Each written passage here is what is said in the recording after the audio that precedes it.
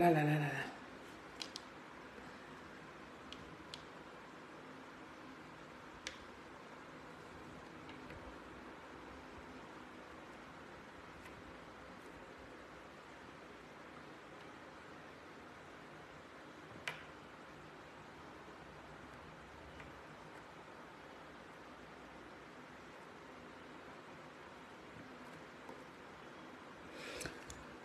On va reprendre le direct. On va reprendre le direct.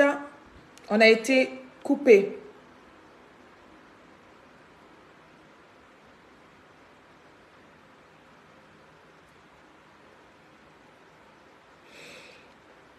Yuli, on va reprendre le direct, s'il vous plaît.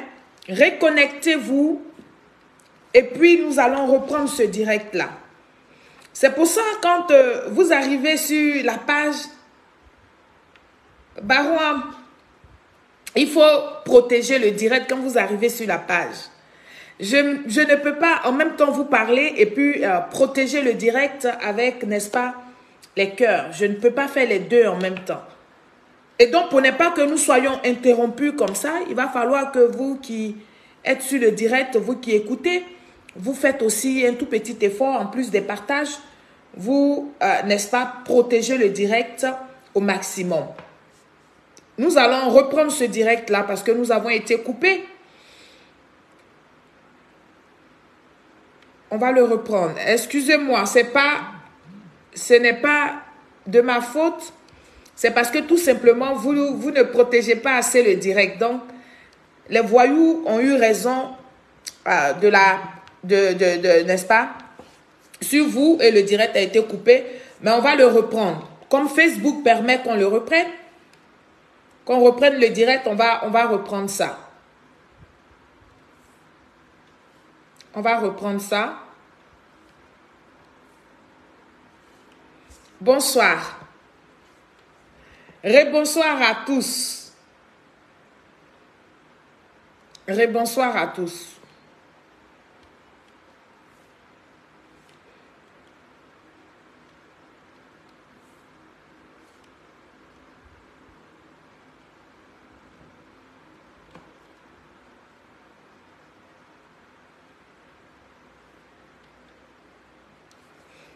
Rebonsoir, rebonsoir. Et donc, comme je disais,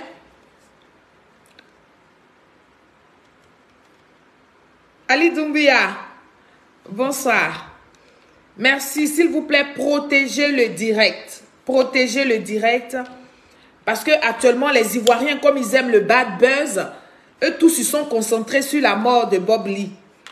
Et nous, on ne veut pas que cette occasion-là, enfin, cette situation-là, permet à nos ennemis de nous distraire, de nous éloigner, n'est-ce pas, de notre objectif. C'est pour ça que nous allons maintenir, n'est-ce pas, la communication de la vérité sur le mensonge.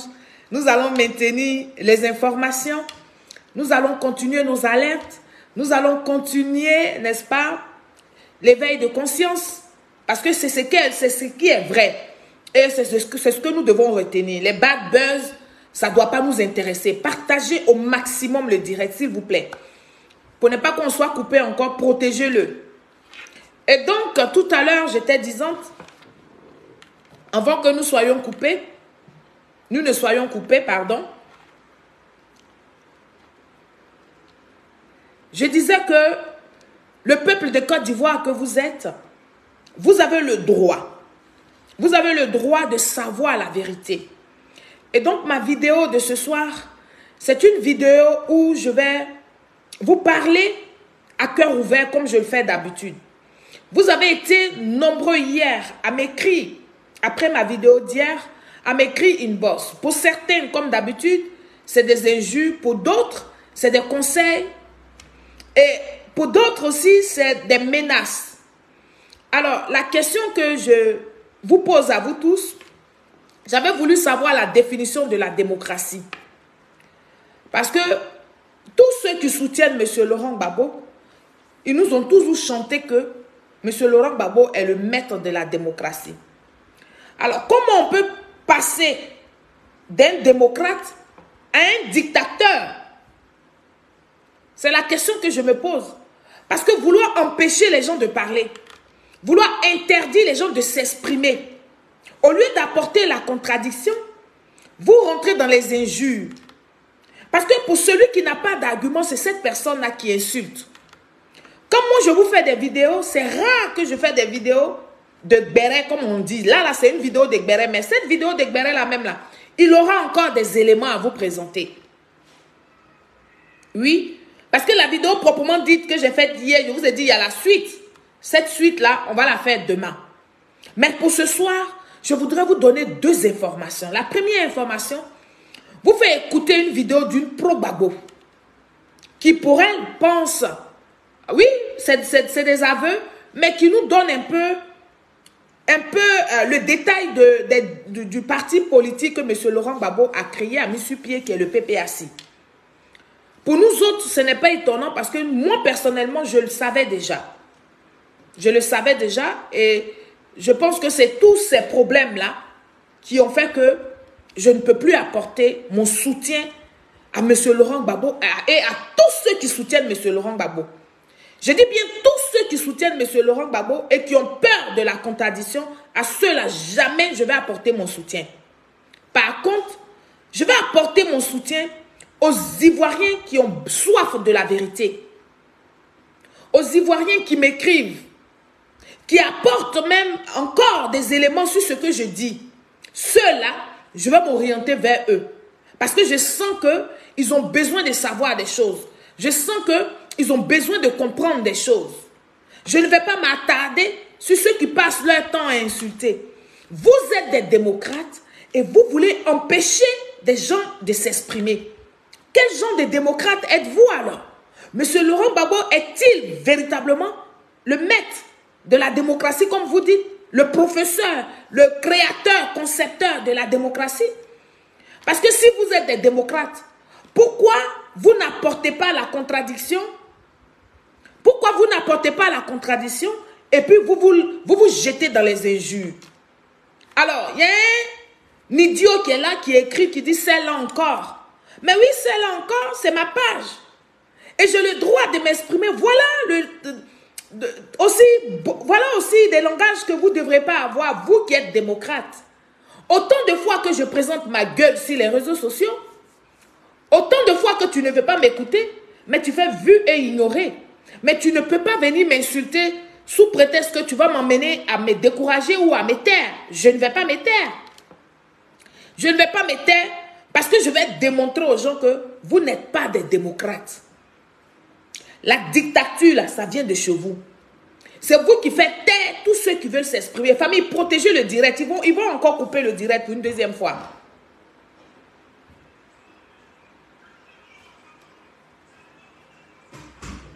C'est de ça qu'il est question. Donc, avant de commencer, je vous ai dit, s'il y a une ou deux personnes qui peuvent juste appeler pour me donner la définition de la démocratie, moi je la connais, mais pour édifier ceux qui nous écoutent, peut-être que celle que moi je connais, quand on dit démocratie, là, peut-être que ce n'est pas la même chose que les pro-Gbagbo ont dans leur dictionnaire. Donc si des gens peuvent appeler pour me donner la définition de la démocratie, on va y aller. Parce que je n'ai jamais vu des démocrates qui, eux, se donnent le droit. D'après eux, ils critiquent le président Alassane Ouattara, alors que ce n'est pas des critiques. Nous sommes tous sur Facebook et Facebook nous ramène à chaque fois aux dates anniversaires tout ce que nous publions. Ceux-là qui insultent le président et qui disent que c'est des critiques, ce sont eux qui refusent qu'on parle de M. Laurent Gbagbo. Encore que moi, une série, je parle de M. Laurent Gbagbo. Mais M. Laurent Gbagbo, il sera critiqué, même dans sa tombe. On va parler de lui. Tant que vous qui le suivez, vous ne voulez pas revenir au débat et que vous voulez rentrer dans le dénigrement, parce que oui, ce que vous faites là, c'est le dénigrement. Ce que vous faites là, vous voulez continuer à emmener la nouvelle génération, ceux qui n'ont pas vraiment connu et qui ne comprennent pas l'histoire politique de la Côte d'Ivoire, vous voulez les embarquer dans votre mensonge, dans vos injures, dans vos démagogies, dans vos communications des parlements et agora. Ce n'est pas de ça qu'on parle ici. On parle des faits réels. Et quels sont ces faits réels-là? Nous parlons des faits réels. Les faits réels sont présents. Les faits réels sont là. Sont dans le passé, mais sont présents actuellement. Et les faits réels seront toujours futurs. C'est de ça qu'il s'agit. Donc, vous n'allez pas empêcher des gens pour parler. Famille, allons-y dans les partages. Je veux voir le maximum de partages. On va écouter la première vidéo d'une pro-babo. Et puis après, mais avant d'écouter la première vidéo, la vidéo d'une pro-babo, on va avoir la définition du mot démocrate. Qu'est-ce qu'un démocrate? Qu'est-ce que la démocratie? Qui peut me donner la définition de la démocratie? Je veux savoir la définition de la démocratie.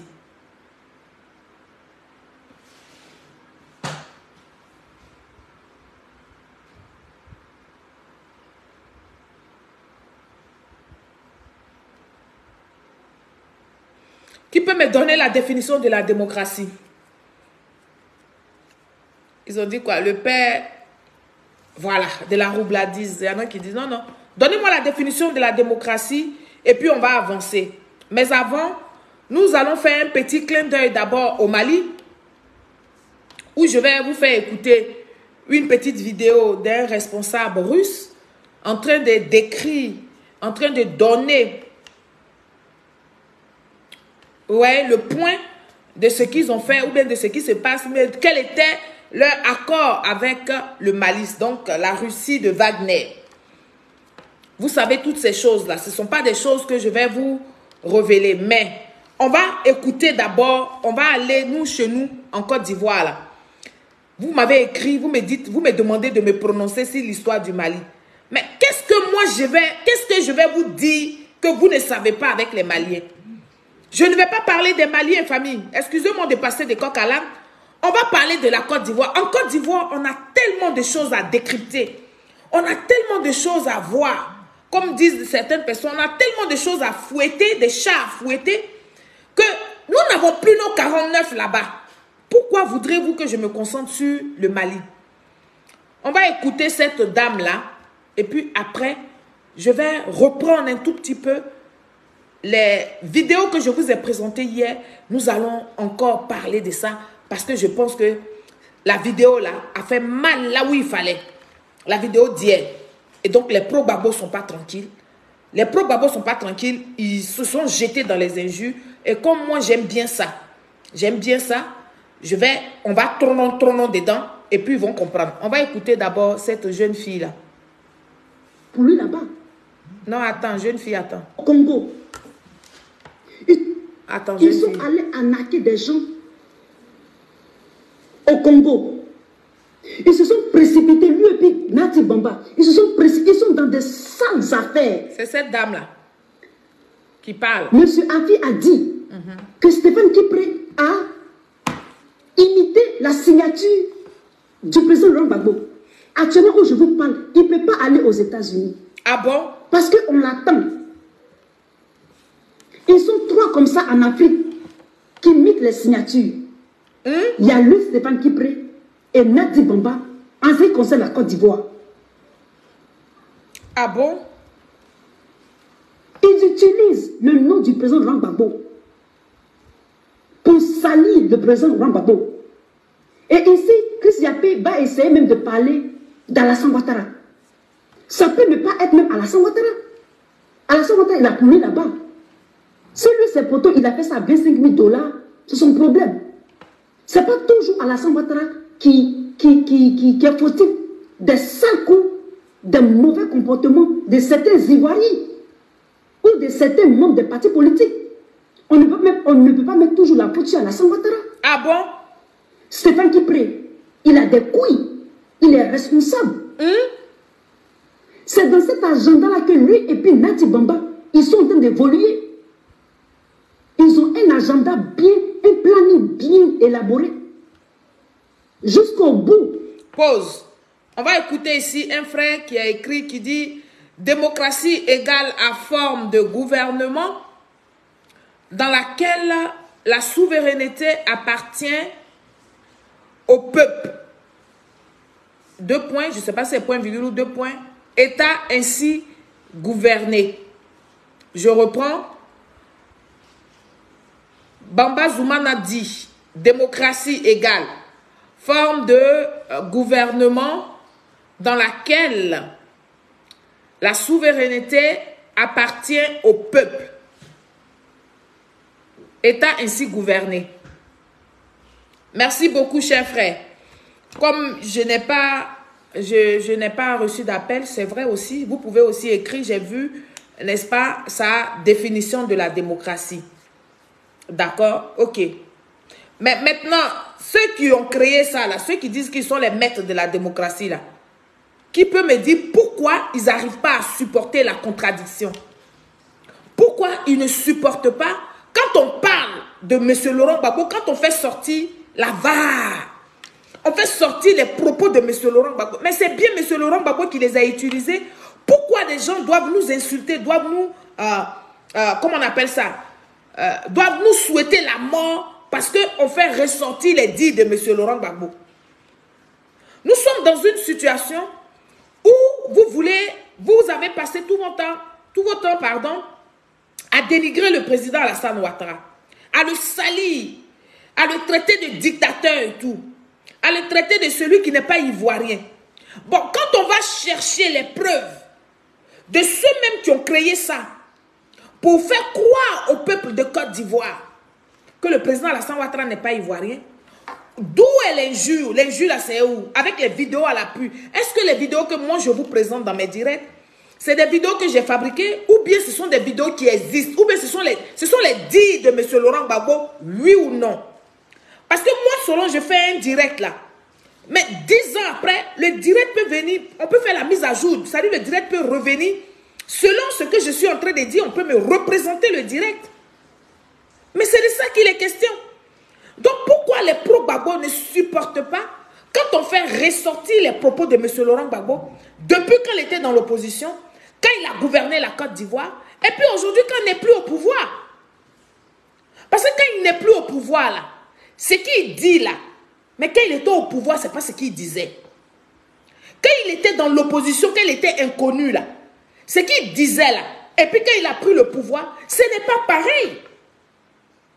Aujourd'hui, quand il a quitté le pouvoir, et puis il est encore aujourd'hui opposant là, mais ce qu'il est en train de dire là, mais ça n'a rien à voir avec ce qu'il a fait, ce qu'il dit quand il était au pouvoir. Donc c'est normal quand même qu'on fasse des rappels aux Ivoiriens. Ça là, est-ce que c'est méchant pour qu'on vienne insulter, pour qu'on vienne souhaiter la mort à une personne pour ça? Moi je vais vous faire retour à l'envoyeur. Une malédiction sans cause, elle est sans effet.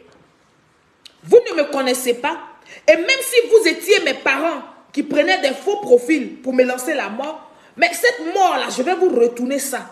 Ces injures-là, je vais vous retourner ça. Je ne vais pas les prononcer, mais vous allez rencontrer la force divine devant vous.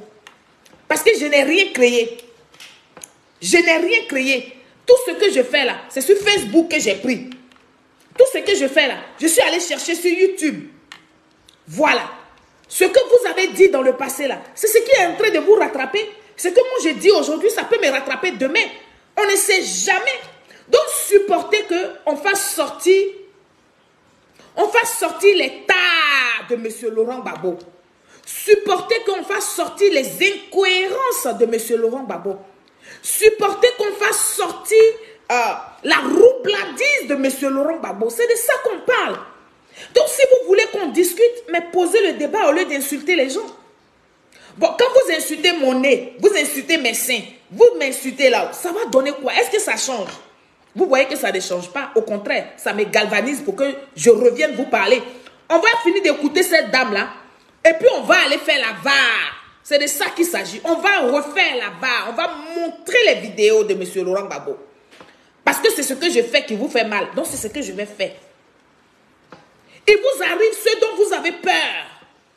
Vous avez peur de la vérité. Donc c'est la vérité qu'on va utiliser pour vous anéantir. C'est de ça que je parle ici. Donc ceux qui ne supportent pas la vérité là, vous pouvez quitter mon direct. Ceux qui pensent que je vais venir dire oui, et puis Laurent Gbagbo, et puis ça. Non, ce n'est pas mon rôle. Mon rôle, c'est de vous confondre dans vos dires, de faire sortir les propos de vos patrons. Hier, avant-hier, hier, et puis aujourd'hui. C'est ça mon rôle. Mon rôle, c'est d'emmener le maximum de personnes à vous cerner, à vous comprendre. Et après, libre à eux de vous suivre dans ce que vous faites, dans ce que vous êtes. Mon rôle, ce n'est pas de vous emmener, mon rôle, ce n'est pas d'emmener les Ivoiriens à vous détester. Non! Mon rôle, c'est d'emmener les Ivoiriens à mieux comprendre vos démarches. Vous qui dites que vous voulez sauver la Côte d'Ivoire, vous qui dites que vous voulez sauver les Ivoiriens parce que les Ivoiriens souffrent, mon rôle, c'est de rappeler, c'est de ramener l'histoire de la Côte d'Ivoire, de faire la mise à jour, pour que nous soyons tous au même niveau d'information. C'est ça mon rôle. Mon rôle sur les réseaux sociaux, ce n'est pas de venir insulter qui que ce soit, non. Donc si même vous me lancez la pierre, mais lancez-moi une pierre solide, une pierre qui va me terrasser. Mais vous n'avez pas d'argument. Vous, vos injures là, c'est que je ne suis pas bêté. Mais je m'en fous quand on est bêté là, et puis on vit. Si on n'est pas bêté là, on n'existe pas sur la planète. Il n'y a que les bêtés qui doivent exister. Il n'y a que les bêtés qui doivent parler de M. Laurent Gbagbo pour que vous soyez content d'avoir votre petite tête là. Non, ça ne peut pas être possible. Donc si vous voulez, donnez-moi n'importe quelle nationalité, je prends. Mais avec la nationalité que vous me donnez là, je vais vous bombarder. C'est de ça qu'il est question. Je ne vais pas reculer. La seule chose qui va me faire taire, c'est quand le Seigneur va me prendre mon souffle de vie là. Là, je ne parle plus. Là, vous allez avoir la paix, moi. Mais si vous voulez véritablement avoir la paix, posons le débat. Cédric Solange dit, M. Laurent Gbagbo dit, XYZ avec preuve à l'appui. Quand vous venez me parler, mais vous apportez la contradiction de ce que Alassane Ouattara, qui est mon mentor, a dit aussi autrefois. Mais vous n'avez pas tout ça là. Vous là, vous êtes resté dans le virtuel. Vous êtes resté en train de spéculer, en train d'accuser sans preuve. Aujourd'hui, on vous met à nu. Vous êtes désemparés. On va écouter la fille là jusqu'au bout. Et puis, on va aller dans le vif de notre sujet. C'est de ça qu'il est question. On va l'écouter. Maman, tu vas parler. Faut parler. Au Congo, ils se sont précipités, lui et puis Nati Bamba. Ils se sont précipités, ils sont dans des sales affaires. Oui, j'irai sur NCI. Bientôt, il faut regarder seulement. Monsieur Afi a dit que Stéphane Kipré a imité la signature du président Laurent Gbagbo. Actuellement, où je vous parle, il ne peut pas aller aux États-Unis. Ah, d'accord. Parce qu'on l'attend. Ils sont trois comme ça en Afrique qui imitent les signatures. C'est une pro-Gbagbo qui parle. C'est pas NDR. Et Nati comme Bamba, vous le dites là. En ce qui concerne la Côte d'Ivoire. Ils utilisent le nom du président Laurent Gbagbo pour salir le président Laurent Gbagbo. Et ici, Chris Yapé va essayer même de parler d'Alassane Ouattara. Ça peut ne pas être même Alassane Ouattara. Alassane Ouattara, il a tourné là-bas. Si lui, ses poteaux, il a fait ça à 25 000 $, c'est son problème. C'est pas toujours. Bon, voici quelqu'un qui dénonce des faits dans leur camp. Et par la même occasion, qui veut lancer des pics au président de la République, son Excellence Alassane Ouattara. Pour dire que c'est que Stéphane Kipré a fait au Congo là. L'arnaque qu'il allait faire, l'arnaque de poteaux électriques là. Que le président de la République, son Excellence Alassane Ouattara, en a fait avec les responsables, avec le pouvoir des États-Unis. Parlez de vos mentors. Moi, c'est ce que je déplore chez vous. Vous devez toujours comparer le président Alassane Ouattara à M. Laurent Gbagbo. Pourtant, vous-même, vous êtes conscient. Vous savez que M. Alassane Ouattara et M. Laurent Gbagbo, c'est comme ce que Dieu a créé le jour et la nuit. C'est de ça qu'il est question. Ils ne sont même pas comparables. En dehors du fait qu'ils soient des êtres humains tous les deux, mais ils ne sont pas comparables.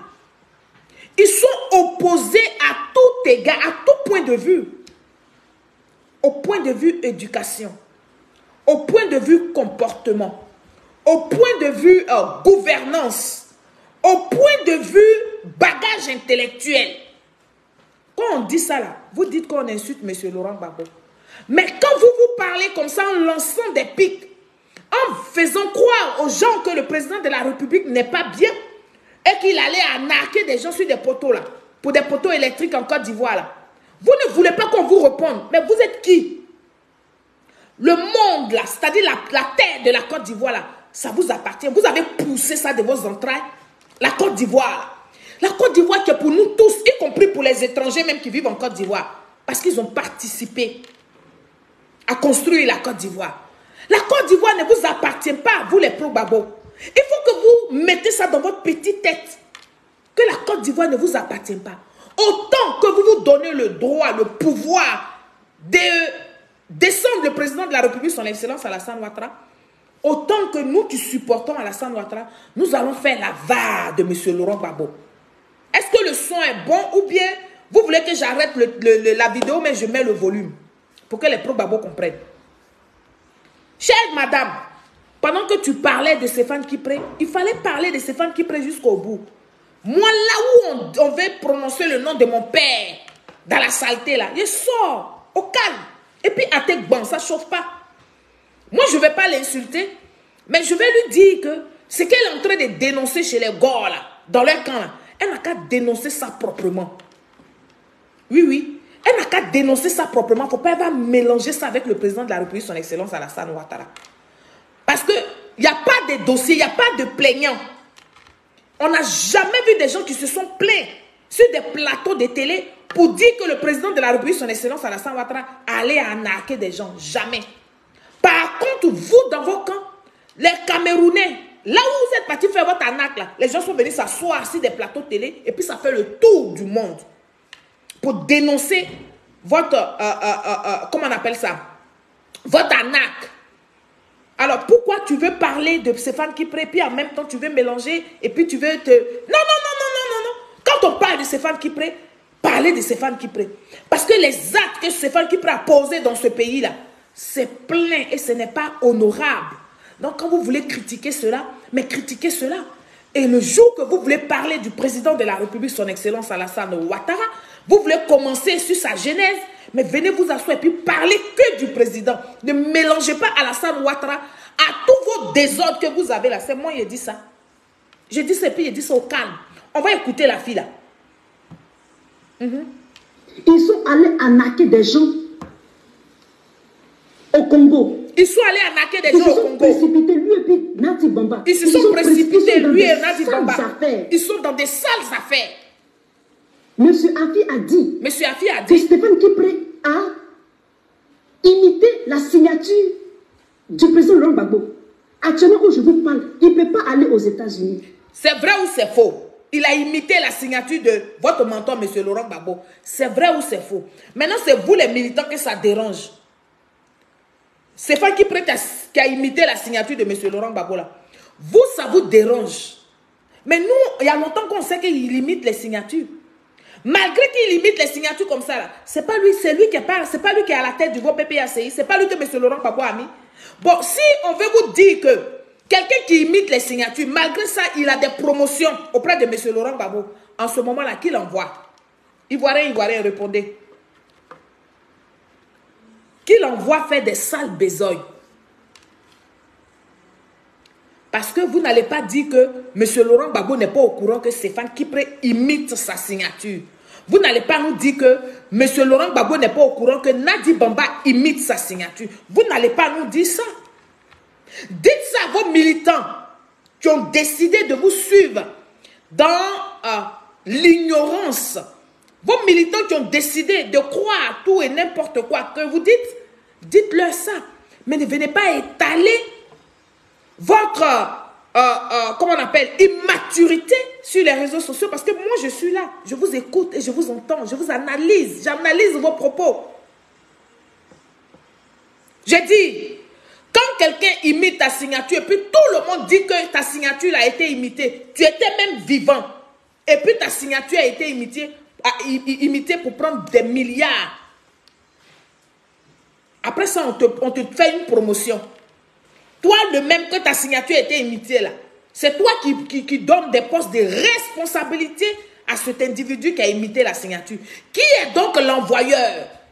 Qui est le vrai faussaire? C'est qui? Ça, là, moi, je vous pose la question, ça ne va pas sortir de ma bouche. Répondez, écrivez, je vous lis.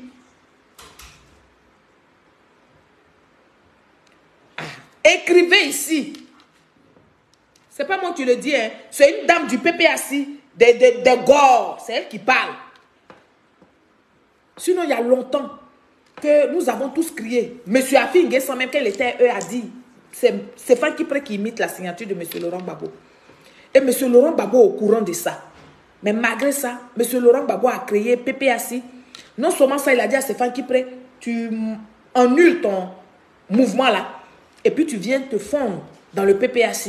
Mais mieux, tu es le premier responsable du PPAC après moi, Laurent Gbagbo. Pourtant, M. Laurent Gbagbo est au courant du parcours nauséabond de M. Stéphane Kipré. Qui est donc l'envoyeur? C'est la question que je vous pose. Sécurisez le direct, mes personnes. Sécurisez le direct. Ils vont couper ça encore. Ils ont commencé à les têtes de moi. C'est-à-dire la vérité les fatigue. Bon, vous n'aimez pas une personne. Vous savez que je ne vais jamais dire ce que vous pensez. Mais vous faites quoi sur mon direct? Allez-y là où on vous acclame là. Allez sur les directs des Soulés de Paris, des Hervé Guégué. Allez là-bas. Mais chez moi ici là. Ça va sortir comme ça va sortir. Les vérités vont sortir. Et là où ça fait mal, là où ça vous fait mal, là, je vais tourner la cuillère dedans. C'est de ça que je parle. On va écouter la fille jusqu'au bout. Après, je vais faire la VAR de M. Laurent Gbagbo. C'est ce que j'ai dit. Faut parler. Au Congo, ils se sont précipités, lui et puis Nati Bamba. Ils sont dans des sales affaires. Monsieur Afi a dit que Stéphane Kipré a imité la signature du président Laurent Gbagbo. Actuellement, où je vous parle, il ne peut pas aller aux États-Unis. Parce qu'on l'attend. Ils sont trois comme ça en Afrique qui imitent les signatures. Ah oh. Il y a lui, Stéphane Kipré, et Nati Bamba, en ce qui concerne la Côte d'Ivoire. Ils utilisent le nom du président Laurent Gbagbo pour salir le président Laurent Gbagbo. Et ici, Chris Yapé va essayer même de parler d'Alassane Ouattara. Ça peut ne pas être même Alassane Ouattara. Ce n'est pas le président Alassane Ouattara, c'est pas ça peut ne pas. Ce n'est pas le président Alassane Ouattara. Il n'est pas comparable, il n'est pas dans vos bêtises, il n'est pas dans vos faux coups. Le président Alassane Ouattara n'a jamais fait de faux coups. Parce que sinon, comment... Donc, tout le monde entier, là, ils ont peur du président Alassane Ouattara. Alors. Il va faire des faux coups et puis plus personne n'est au courant de ça. En dehors de ce que vous êtes allé fabriquer au Mali, que c'est lui qui a fait l'embargo, celui qui empêche que vous ayez, le Mali ait des choses là. En dehors de ça, que vous-même, ce que vous avez fabriqué, et puis ça vous a rattrapé, c'est vous êtes retourné là-dessus là. Quel est le nom d'un seul pays qui a prononcé le nom du président Alassane Ouattara dans un faux coup? Quel est le nom de ce pays-là? Mais vous, tous ceux qui entouraient M. Laurent Gbagbo, là, pour la plupart, ils ont été cités dans des coups fourrés. Dans des coups fourrés, je dis bien. Donc quand on parle, ce n'est pas dénigrer M. Laurent Gbagbo, ce n'est pas l'insulter. Vous êtes des démocrates, supportez que les gens disent ce que vous ne pensez pas. C'est ça, la démocratie. La démocratie, c'est aussi supporter la contradiction. C'est supporter l'autre dans sa différence. C'est ça aussi, la démocratie. Alors, pourquoi voudriez-vous qu'une seule série vienne s'asseoir et que je vous applaudisse, malgré que je sais que vous êtes dans du faux? Pourquoi? Ça ne peut pas marcher. Ma chérie, on va revenir, tu vas parler. Il faut leur dire. Ils sont allés où? Au Congo. Très bien. Ils se sont précipités, lui et puis Nati Bamba. Ils se sont précipités, ils sont dans des sales affaires. Dama. On peut faire ça. Monsieur Afi a dit, il a dit quoi? Que Stéphane Kipré a imité la signature du président Laurent Gbagbo. Actuellement, où je vous parle, il ne peut pas aller aux États-Unis. Ah bon? Parce qu'on l'attend. D'accord. Ils sont trois comme ça en Afrique qui imitent les signatures. Il y a lui, Stéphane Kipré, et Nati Bamba, en ce qui concerne la Côte d'Ivoire. Quand ça ne vous arrange pas, elles sont insignifiantes. D'accord. Pour salir le président Laurent Gbagbo. Et ici, Chris Yapé va essayer même de parler d'Alassane Ouattara. Ça peut ne pas être même Alassane Ouattara. Alassane Ouattara, il a coulé là-bas. Si lui, ses poteaux, il a fait ça à 25 000 $, c'est son problème. Regardez-moi pas ça. toujours Alassane Ouattara qui est fautif des sales coups, des mauvais comportements de certains Ivoiriens ou de certains membres des partis politiques. On ne peut pas mettre toujours la faute sur Alassane Ouattara. Stéphane Kipré, il a des couilles, il est responsable. C'est dans cet agenda-là que lui et puis Nati Bamba, ils sont en train d'évoluer. Ils ont un agenda bien, un planning bien élaboré. Jusqu'au bout. Ah, d'accord. Le premier, c'était de divorcer Maman Simone. Ah, le bon? deuxième, c'était que le président Gbagbo contourne le caillou et crée un nouveau parti. Le quatrième, peut-être, ou bien je ne sais pas combien, du planning. Ça devait être tout possible pour que Maman... Pause. Maman, elle va nous citer les plans qui étaient tracés. On va revenir en arrière. Maman, il faut parler maintenant. Stéphane Kipré, il a des couilles. Il est responsable. Ah, d'accord. C'est dans cet agenda-là que lui et puis Nati Bamba, ils sont en train d'évoluer. Ils ont un agenda bien, un planning bien élaboré. Jusqu'au bout. Le premier, c'était de divorcer Maman Simone. Le deuxième, c'était que le président Gbagbo contourne le caillou et crée un nouveau parti. Le quatrième, peut-être, ou bien je ne sais pas combien. Le troisième, tu as sauté. Tu as sauté. Ça devait être tout possible pour que Maman signe l'acte de divorce, ou bien je ne sais pas, le truc de divorce. C'est ça. Et c'est ça que ça coince. C'est l'acte de divorce. Mais en ce qui est du parti, ils ont réussi ça. Ah, d'accord. Qui va vous suivre dans ça? Il faut les suivre. Attends, il faut nous reprendre. C'est quoi? C'est son problème. C'est pas toujours Alassane Ouattara qui est fautif des sales coups, des mauvais comportements de certains Ivoiriens ou de certains membres des partis politiques. On ne peut pas mettre toujours la faute sur Alassane Ouattara. Ah, d'accord. Stéphane Kipré, il a des couilles, il est responsable. C'est dans cet agenda-là que lui et puis Nati Bamba, ils sont en train d'évoluer. Ils ont un agenda bien, un planning bien élaboré. Jusqu'au bout. Le premier, c'était de divorcer Maman Simone. Le deuxième, c'était que le président Gbagbo contourne le caillou et crée un nouveau parti. Qui est votre caillou là? Ça a fait que ça qui est le caillou. Le quatrième, peut-être, ou bien je ne sais pas combien, du planning. Le Ça troisième. devait être tout possible pour que Maman signe l'acte de divorce, ou bien je ne sais pas, le truc de divorce. Et c'est ça que ça coince. Mais en ce qui est du parti là, ils ont réussi ça. Qui va vous suivre dans ça? Imaginez-vous, 50 000 poteaux à 5 000 $. C'est 5 Stéphane 000 Kipré. $ américains. C'est Stéphane Kipré qui a fait ça. Regardez combien d'argent il a amassé. Lui et son partenaire congolais à cette province du Congo. Ils sont en train d'investiguer. On ne peut pas mettre toujours la faute sur Alassane Ouattara. Stéphane Kipré, il a des couilles, il est responsable. C'est dans cet agenda-là que lui et puis Nati Bamba, ils sont en train d'évoluer.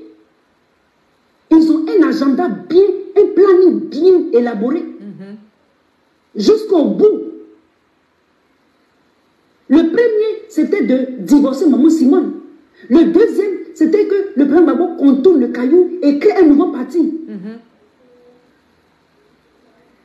Le quatrième, peut-être, ou bien je ne sais pas combien. Le troisième, ma chérie. Du planning. Ça devait être tout possible pour que Maman signe l'acte de divorce, ou bien je ne sais pas, le truc de divorce. Et c'est ça que ça coince. Mais en ce qui est du parti, là, ils ont réussi ça. Qui va vous suivre dans ça? Vous les suivez toujours, non? Vous êtes dedans? Imaginez-vous, 50 000 poteaux à 5 000 $. Vous êtes ridicule, hein? 5 000 $ américains. Regardez combien d'argent il a amassé. Lui et son partenaire congolais à cette province du Congo. Ils sont en train d'investiguer. Ils sont en train d'investiguer. On m'a appelé on nous a appelés pour dire voilà ce que Stéphane Kipré a fait. Et cette histoire, elle est vraie. Il allait arnaquer les Congolais. Il allait arnaquer. Pour pouvoir faire ce congrès-là. Et donc, par exemple, quand on dit, c'est lui et son partenaire congolais à cette province du Congo, ils sont en train d'investiguer. Ils sont en train d'investiguer. Comme partagez le direct, ne restez pas comme ça, puis protégez ça. On vous a Pour appelé. dire, voilà ce que Stéphane Kipré a fait. Et cette histoire, elle est vraie. Ah bon? D'accord. Il allait arnaquer les Congolais pour pouvoir faire ce congrès-là. Et donc, par exemple, quand on dit que ce parti de PPACI, là, appartient à Stéphane Kipré, là, ne vous étonnez pas, dans 5 ans, ou bien dans 10 ans, qu'avec cette arnaque-là, ils ont créé un parti politique. C'est ceux-là viennent au pouvoir. Là. Non seulement ça, ils vont briser, ils vont déstructurer, ils vont gâter, ils vont dénaturer la politique en Côte d'Ivoire. Ils vont venir, ils vont passer où? Du président Gbagbo. C'est pour ça qu'il dit que le président Gbagbo va finir à la petite porte. Mais ma chérie, ils vont passer où? C'est Stéphane Kipré et Nadi Baba vont passer où pour prendre la tête du pouvoir? Ils vont passer où? C'est vous qui allez aller les voter pour que Stéphane Kipré soit président de la Côte d'Ivoire, ou bien c'est qui? Les Ivoiriens. Mais vous êtes dans votre monde. C'est vrai que vous êtes en train de nous dire qu'il ne faut jamais que vos amis là aillent voter Stéphane Kipré pour qu'il soit à la tête de quoi que ce soit, parce que c'est un anarcheur, parce que c'est un imitateur de signatures, parce que c'est un homme qui n'est pas digne de confiance, c'est un homme qui est dans les fous courés. Des faux coups, vraiment des coups qui mettent le désordre, le déshonneur sur M. Laurent Gbagbo. Mais dis-moi ma chérie, M. Laurent Gbagbo n'est pas au courant de tout ça. M. Laurent Gbagbo sait. Même Mme Simone Gbagbo même qui est là, qui est vivante, qui n'est pas dans PPACI, qui peut parler là, elle sait.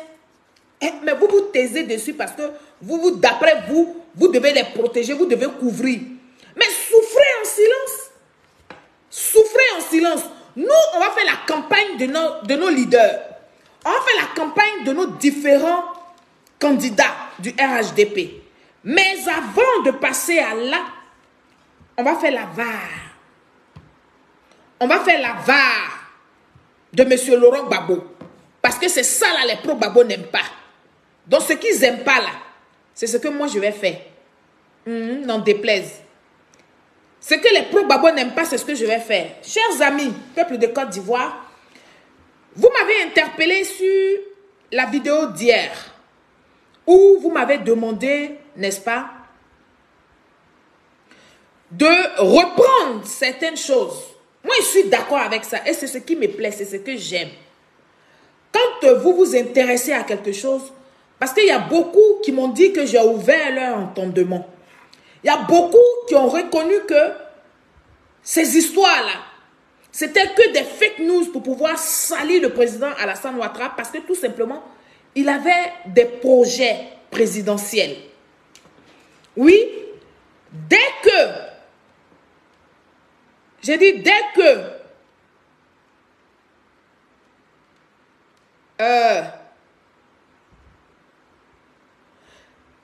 le président de la République, son Excellence, Feu Félix Houphouët-Boigny, est décédé,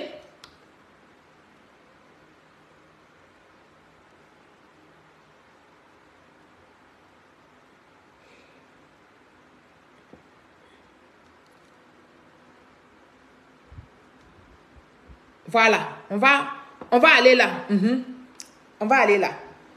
J'ai dit, dès que le président Feu Félix Houphouët-Boigny est décédé, n'est-ce pas, Monsieur Henri Konan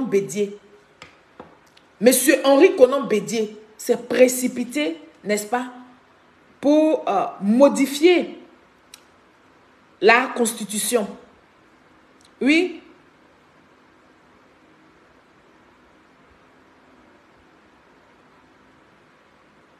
Pour modifier la Constitution. Mais avant que je n'arrive à là, dites-moi, quand monsieur, son Excellence Alassane Ouattara, est arrivé en Côte d'Ivoire, quand il a mis les pieds en Côte d'Ivoire, est-ce que vous pourrez nous dire que sa nationalité était douteuse? Il n'y a aucune personne ici qui peut nous confirmer, qui peut nous dire que la nationalité du président Alassane Ouattara était une nationalité douteuse quand il a mis ses pieds en Côte d'Ivoire, ou même sinon, il était burkinabé. Il n'y a personne qui parlait de ça. Personne ne parlait de ça. Il y en a qui me disent non, c'était par respect de Félix Houphouët-Boigny. Il y a même un qui est parti jusqu'à dire que c'est pas le président Félix Houphouët-Boigny qui allait chercher le président Alassane Ouattara, que le président Félix Houphouët-Boigny, paix à son âme, a été imposé, c'est-à-dire qu'on lui a imposé le président Alassane Ouattara. Voici la réflexion des Gors. Les Gors disent que ce sont les Occidentaux qui ont obligé M. Félix Houphouët-Boigny à aller chercher Alassane Ouattara pour venir redresser les finances de la Côte d'Ivoire. Voilà ce qu'ils sont. C'est-à-dire qu'ils veulent t'emmener à douter de ton existence, les Gors. Malheureusement, ils sont tombés sur la mauvaise personne. Et donc, comme je disais, on va réécouter cette petite vidéo-là, n'est-ce pas? Quand le président, son excellence Alassane Ouattara, est venu en Côte d'Ivoire, a-t-il été considéré comme un Burkinabé? C'est la vraie question. Et nous allons écouter ici le ministre Zérobi Epiphane qui va nous expliquer qu'il n'en était même pas question de ça. On n'était même pas à ce stade-là. On va écouter ici cette vidéo. Voilà. On va l'écouter. Lorsque Houphouët fait appel à Ouattara comme Premier ministre, sa nationalité ivoirienne était-elle mise en doute? Non, pas du tout. Lorsque Alassane Ouattara est venu en 90 en tant que Premier ministre, il était présenté par le parti d'Henri Konan Bédié comme ivoirien, originaire. Pause. Il était présenté comme le parti d'Henri Konan Bédié comme ivoirien. On n'a pas dit qu'il était présenté comme quand il était présenté par le RDR comme ivoirien. Mais on nous dit bien qu'il était présenté à toute la Côte d'Ivoire par le parti de M. Henri Konan Bédié comme ivoirien. C'est important, les mots ont leur sens. C'est pourquoi chaque mot a une signification dans le dictionnaire. Il faut comprendre les choses. Moi, ça m'intéresse parce que hier, vous avez parlé et vous m'avez demandé de revenir dessus. Lorsque Houphouët fait appel à Ouattara comme Premier ministre, sa nationalité ivoirienne était-elle mise en doute? Non. Non, pas du tout. Lorsque Alassane Ouattara est venu en 90 en tant que Premier ministre, il était présenté par le parti d'Henri Konan Bédié comme ivoirien, originaire de Congo. Et son frère aîné, Gaussou Ouattara, était à l'époque le vice-président de l'Assemblée nationale, le collaborateur direct immédiat d'Henri Konan Bédié, dans son ivoirité, n'était pas du tout mise en cause à cette époque-là. Ok. On va baisser le son par là. Vous allez regarder la vidéo, puis on va l'écouter par ici. Lorsque Houphouët fait appel à Ouattara comme Premier ministre, voilà. Sa nationalité ivoirienne était-elle mise en doute? Non, pas du tout. Lorsque Alassane Ouattara est venu en 90 en tant que Premier ministre, il était présenté par le parti d'Henri Konan Bédié comme ivoirien, originaire de Congo. Et son frère aîné, Gaussou Ouattara, était à l'époque le vice-président de l'Assemblée nationale, le collaborateur direct immédiat d'Henri Konan Bédié, dans son ivoirité, n'était pas du tout mise en cause à cette époque-là. Voilà. Cette affaire d'ivoirité n'était pas mise en cause à cette époque-là. Mais l'histoire du président Alassane Ouattara, l'histoire de dire aux gens que le président Alassane Ouattara est un Burkinabé, n'est-ce pas, a apparu quand? Ça aussi, il faut le savoir. A apparu par M. Henri Konan Bédié et c'est... qui m'appelle le...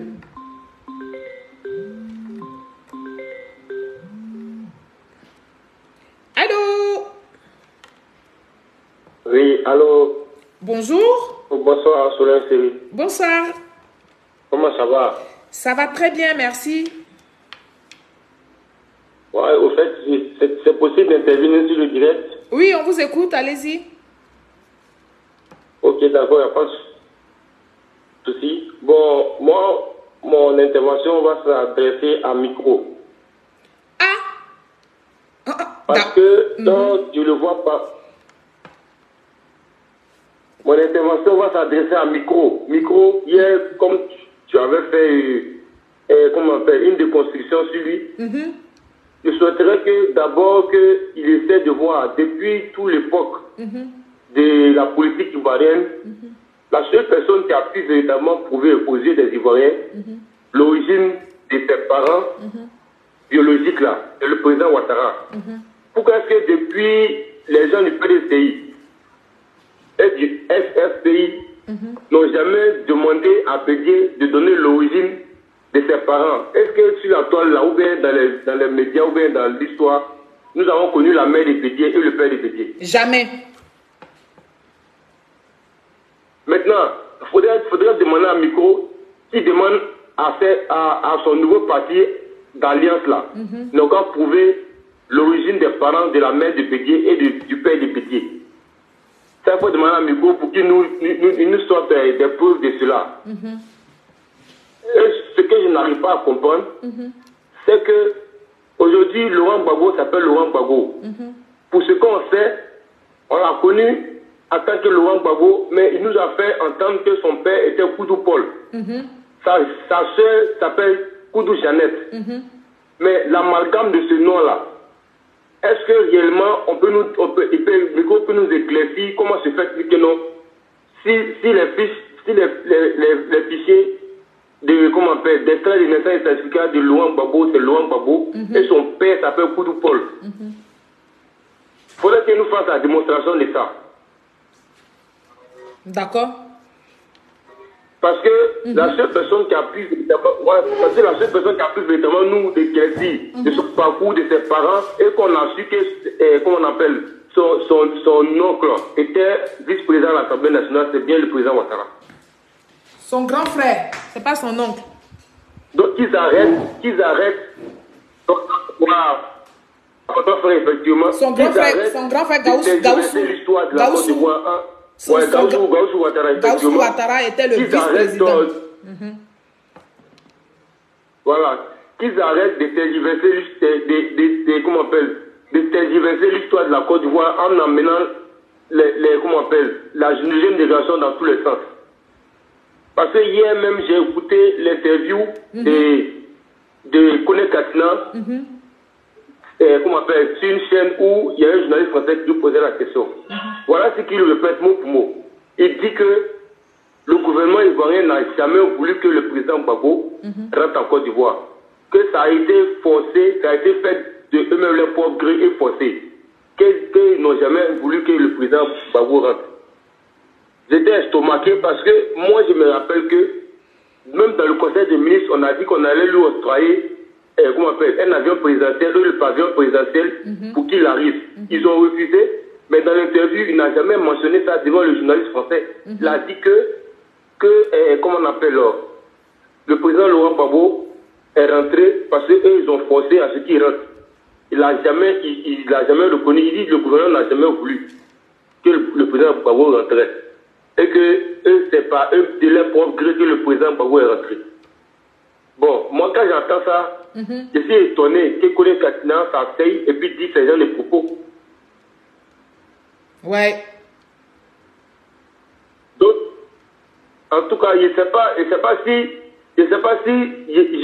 peut-être pas forcément pour l'injurier, mais moi je me dis que la maman qui a mis Kone Katina au monde là, peut-être le jour où ils étaient en train de la coucher là, il y a des gens qui mentaient tellement, qui étaient autour de sa maman, c'est ce que réellement lui il est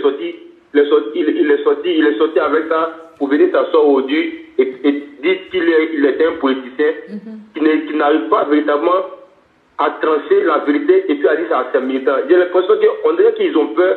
En leur disant la vérité, les gens vont quitter le bateau du PPAG ou bien du SFPI. Donc il faut qu'il s'adonne à renverser l'histoire en les maintenant toujours en haleine ou bien à s'accrocher à ce qu'ils veulent faire croire à ces militaires-là comme si c'était la vérité. Moi, souvent, c'est la question qu'ils me posent. Moi, ils me posent cette question-là parce que moi, ils ne peuvent pas comprendre ce que tous... Bon, moi, je veux demander un micro. Micro qui dit que lui n'a pas connu le président Ouattara à l'époque, là. Comme il a dit. Il dit que... comment on appelle, le président Ouattara, personne ne l'a connu en Côte d'Ivoire. Donc au CM2 là, le moment où il était au CM2 en 90, ou bien il était à l'école primaire là. Il dit CM1, il a dit il était au CM1. Au CM1 là. Là où il était au CM1 là, à l'époque, vous voyez, on récitait toujours, on partait réciter la bidanaise. On se mettait devant les drapeaux. Pour faire tirer le drapeau les samedis soirs ou les lundis matin.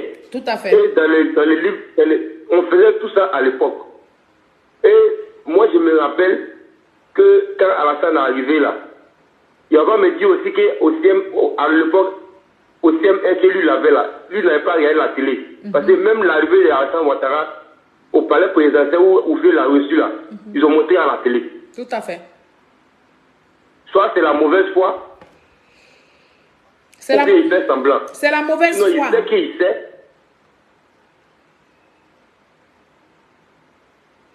C'est la mauvaise foi. C'est pour maintenir les nouvelles générations, là, les nouveaux votants. Là. C'est pour les maintenir dans un mensonge qui ne dit pas son nom. C'est pour encore essayer d'avoir quelques jeunes encore avec eux. Pas ceux qui sont désespérés, pas les jeunes qui ont déjà atteint plus de 45 ans, 50 ans. Ce n'est pas de ceux-là que je parle.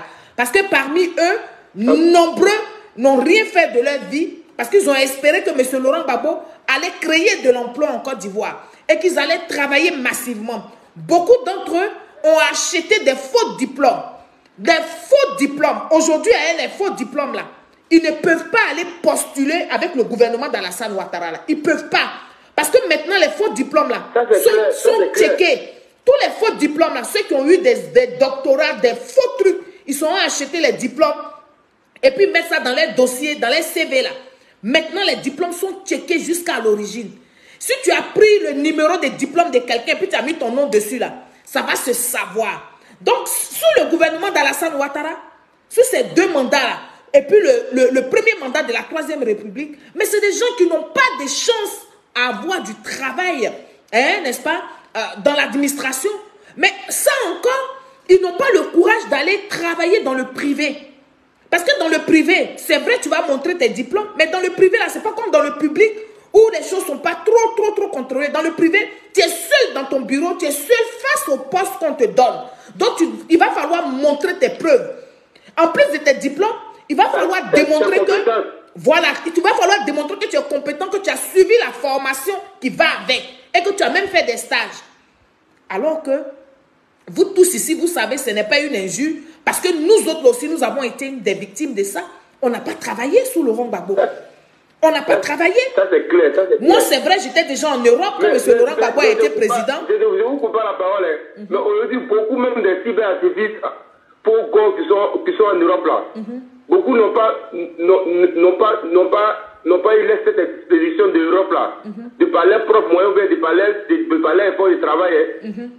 C'est l'explosion de la crise qui a fait que beaucoup ont eu la chance d'avoir des réseaux au sein du parti au pouvoir à l'époque là. Ils les ont fait partir en exil. Aujourd'hui, qui sont en train de se pavaner en Europe. Ce n'est pas de leurs propres ressorts ou bien de leurs propres compétences qui sont arrivés là-bas. Moi-même, je mets en doute même là. Le diplôme de micro qui dit non, il est animateur culturel là. Il a fait les études là où ça a ici. Il n'a pas fait les études là-bas. Ils ont décrété ça comme ça. C'est ce qu'ils ont mis dans son passeport pour qu'il puisse sortir de la Côte d'Ivoire. Sinon, il a fait les études là où ça. Mais c'est clair. Parce que si vraiment tu as fait une étude comment on appelle, de ta propre compétence là, ton nom va rester dans les articles de ligne statistique. Pour savoir que vraiment c'est le gouvernement qui t'a donné une bourse d'études pour aller étudier en Europe, en Italie, et puis on dit qu'il est animateur culturel. Ça c'est clair. C'est où il a fait ses études. Son départ même sur l'Europe là, c'est venu comment? C'est venu par regroupement familial. Sa femme est quittée ici pour aller le marier en Côte d'Ivoire. Elle est quittée en Italie pour aller le marier en Côte d'Ivoire, sa femme. Et puis elle a fait les démarches pour qu'il rejoigne sa femme.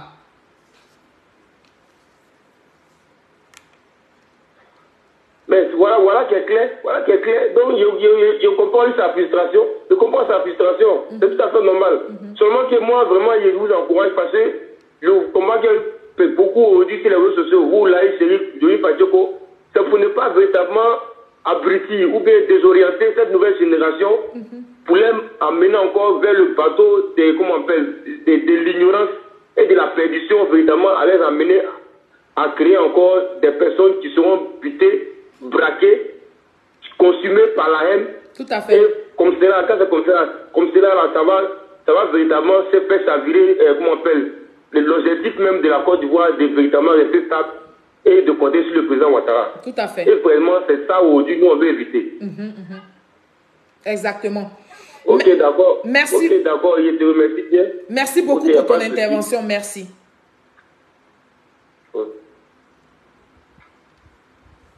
Faut couper.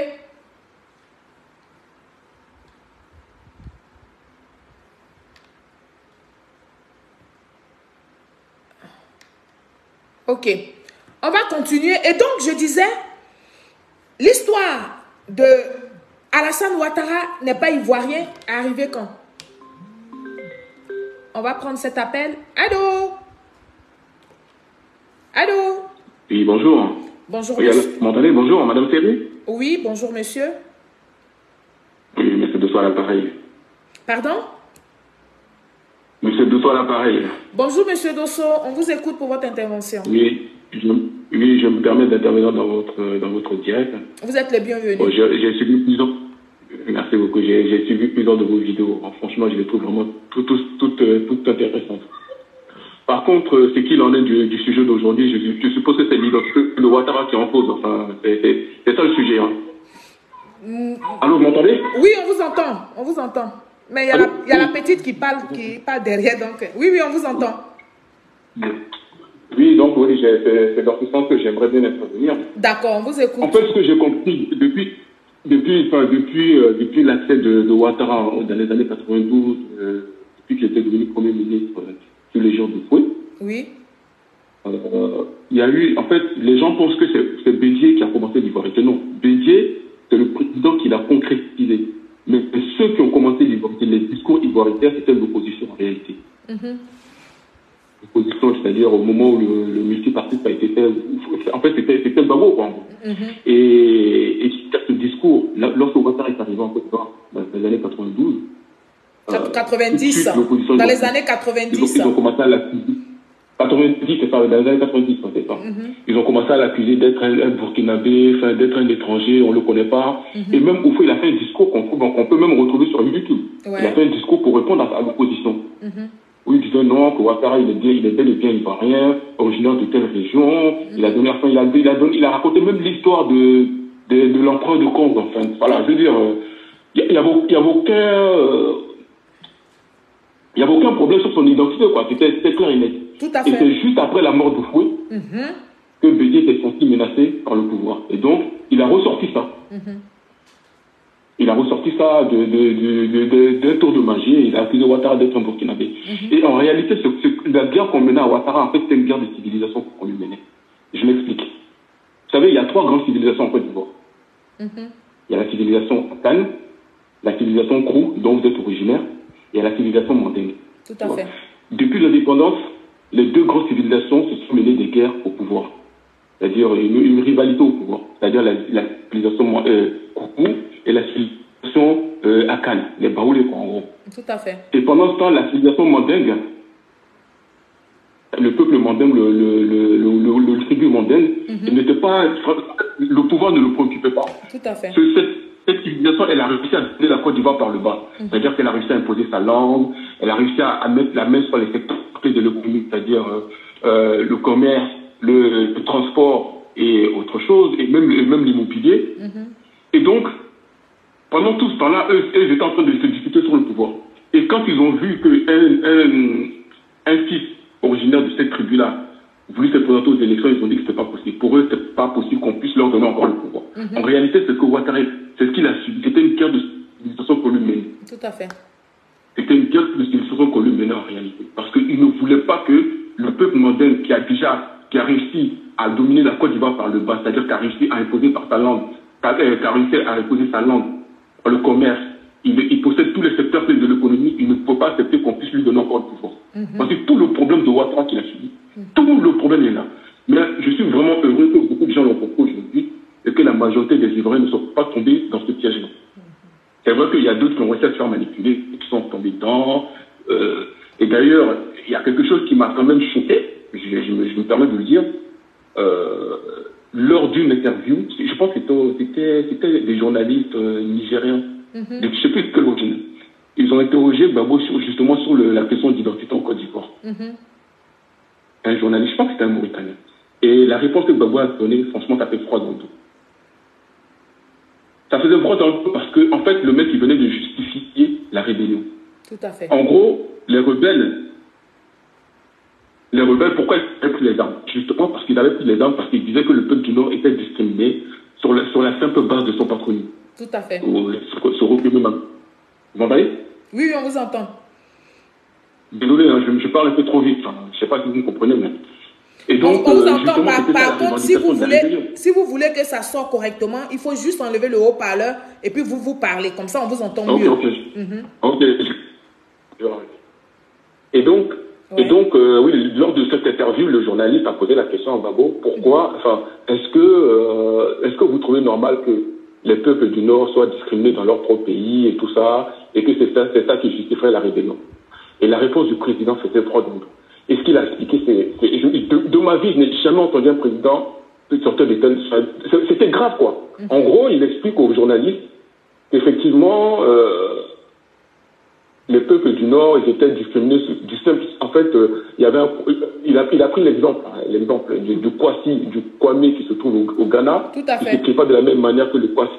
Voilà, que celui de la Côte d'Ivoire, exactement. Et donc, que le code de Côte d'Ivoire, de Côte d'Ivoire s'écrit de la même manière que le code du Mali, et que c'était difficile pour un policier. Mais le policier n'est n'est-ce pas la carte d'identité qui fait la différence entre le code du Mali et le code de Côte d'Ivoire? Tout à fait. Est-ce que ça, un président peut venir s'asseoir pour justifier ce genre de choses-là? C'est trop grave, en fait, qu'un président de la République puisse venir s'asseoir devant des journalistes pour justifier ce genre de choses. C'est-à-dire que la discrimination d'une partie de son peuple sur la simple base de son patronyme. Gbagbo est venu justifier ça devant tout le monde. Ça m'a choqué. Franchement, ça m'a choqué. Je me suis dit, mais finalement, les rebelles, ils avaient raison alors. Tout à fait. Ils avaient vraiment raison. Mais oui, mais les gens font exprès pour nous dire qu'ils avaient raison, mais est-ce qu'ils avaient le droit de prendre les armes? Mais comment vous pouvez justifier que, puisque vous n'êtes pas dans la situation, comment vous pouvez prétendre votre réaction si vous étiez trouvé dans la situation des gens du Nord? Comment? Et bon, voilà ce qui les emmène à ne pas accepter que M. Laurent Gbagbo était véritablement à la base de cette rébellion-là.